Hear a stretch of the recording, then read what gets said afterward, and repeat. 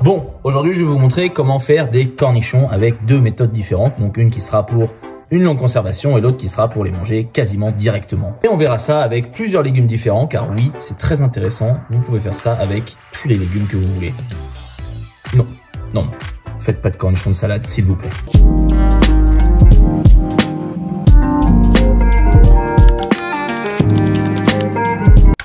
Pour ce qui est de cornichonner, vous pouvez en général utiliser à peu près tous les légumes durs. Ça c'est le truc cool. Moi par exemple, là j'utilise des carottes, des concombres, des radis et des oignons. Et vous les coupez de la façon que vous voulez, ce qui vous arrange le plus pour les déguster après en fait. Par exemple, des cornichons de burger, ce sera à la mandoline, les radis également à la mandoline, les carottes simplement en bâtonnet, les oignons pareil, franchement faites comme vous pensez. Ce qui est des aromates, c'est vraiment open bar. Les plus communs, ce sera grains de poivre, d'aneth, de l'ail. Mais moi par exemple, il me reste plein d'herbes qui vont être gâchées, donc je mets ça dedans. Vous pouvez aussi rien mettre du tout, ce qui vous reviendra beaucoup moins cher. Maintenant qu'on sait ça, on passe à la saumure. La base, moi je fais toujours la même, peu importe la méthode, donc je mets autant de vinaigre que d'eau et 2,5% de sel. Par exemple ici on a 500 ml d'eau et 500 ml de vinaigre pour 25 g de sel. Prenez votre saumure, chauffez jusqu'à ce que le sel soit dissous, puis on verse directement sur nos légumes bien tassés. Là donc j'ai fait avec les concombres et les carottes. À ça j'ajoute mes herbes et mes aromates. Assurez-vous de bien couvrir vos légumes et attention, les légumes vont avoir tendance à remonter à la surface, donc la petite astuce c'est simplement de couvrir avec un sopalin posé dessus pour les maintenir bien immergés. On laisse refroidir à température ambiante et après 30 minutes, enlevez le sopalin, refermez bien, conservez ça au frigo, ce sera meilleur après 2-3 jours. Et voilà, vous avez donc la première méthode qui vous fera garder des cornichons pendant au moins un mois. Qui est de la deuxième méthode maintenant, mélangez à froid le vinaigre avec l'eau et le sel, donc les mêmes quantités, de la verser directement dans vos bocaux avec vos aromates et après faites une cuisson au bain-marie pour faire une stérilisation à chaud. Donc ça va être à peu près 45 minutes à 85 degrés. Cette méthode va permettre de garder les cornichons beaucoup plus longtemps, même en dehors du frigo sans problème. Et voilà, vous savez maintenant parfaitement cornichonner. Merci d'avoir regardé cette vidéo, j'espère que ça vous a plu, n'hésitez pas à vous abonner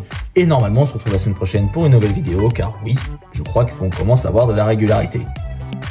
Mais je croise les doigts. Je croise les doigts.